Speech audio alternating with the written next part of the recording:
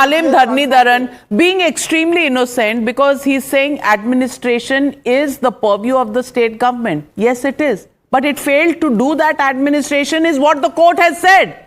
They were creating ghosts because they had a predetermined notion and bias that they did not want this to happen.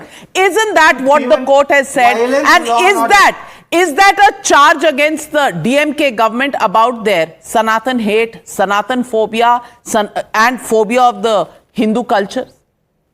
Good evening, Navika, and good evening to my fellow panelists. I'm sorry, but I disagree with you and I stand shoulder to shoulder with my good friend Salim. He and his party are absolutely in the right. In fact, I would go further. I would say rather than go to the Supreme Court again, after the 3 High Court verdicts that have gone in favor of the Hindus to light the lamp, why not, instead of going to the Supreme Court the 3rd time, go to the United Nations? Let them forget about the world crisis of Venezuela or Ukraine. Arey bhai, is pe dhyan do zyada. Forget about, please. I recommend the DMK, Mr. Stalin, to approach the United Nations. It will get a very favorable hearing. I'm hearing that. Now, look, not satisfied with eradicating Sanatan Dharma, Navika. Now the DMK is now going to eradicate justice itself. What else, please tell me, is the definition of a banana republic?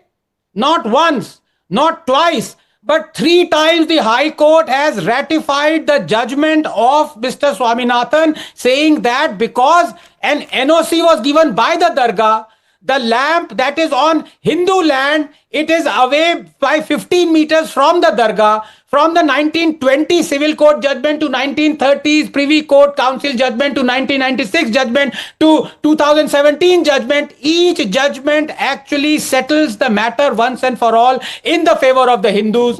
The court has said that please light the lamp 3 times, and yet there is brazen contempt of court. There is impeachment of the judge. Now it is specious to claim.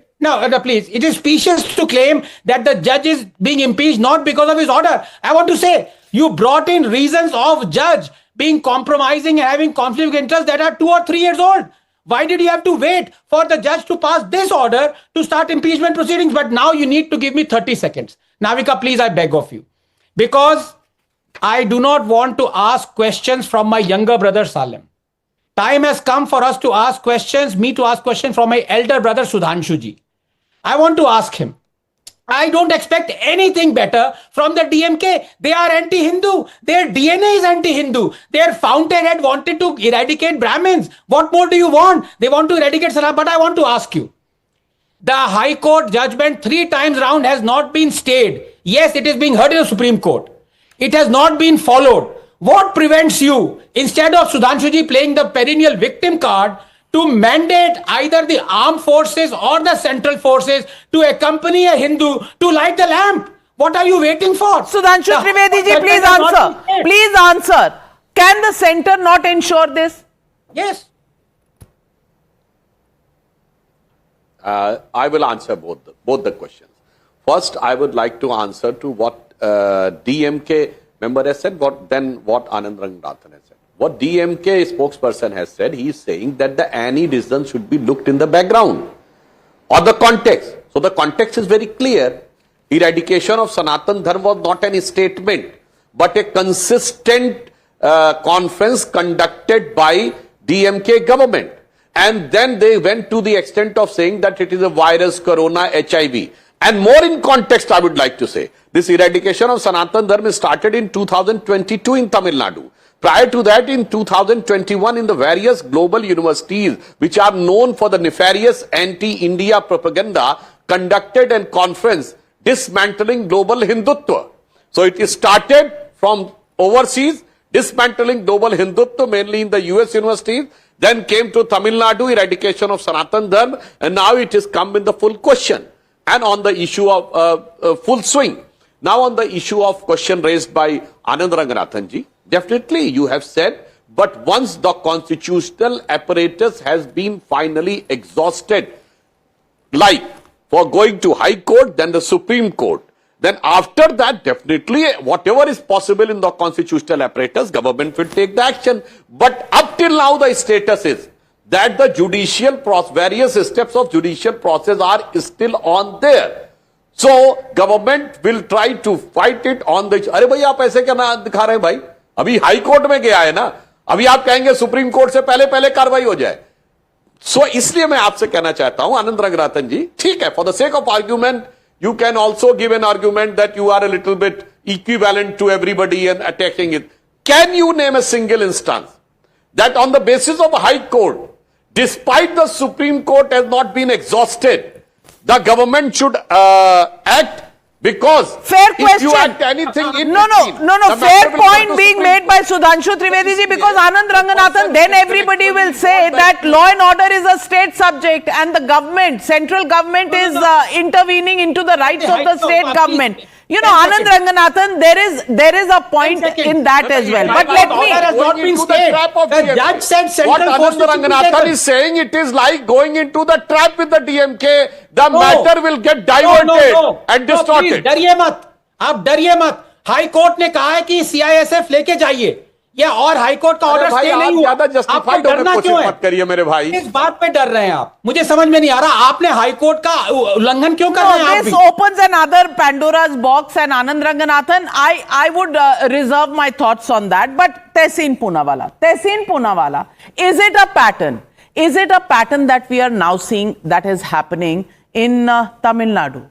First, Sanatan eradication conferences, then Sanatan is abused the way it is abused. And now 3 judgments later from the high courts, the single judge, the division bench, contempt of court. They will not allow the Deepam to be lit, despite constitution protection being the main agenda of the India Alliance. I want to ask you, what kind of a sham is this protection of the constitution abhiyan that you are doing? Thank you, Navika ji. Thank you for having me on the show. Let me be brief and ask 3 or 4 questions. You're right. It is a pattern. It is absolutely a pattern.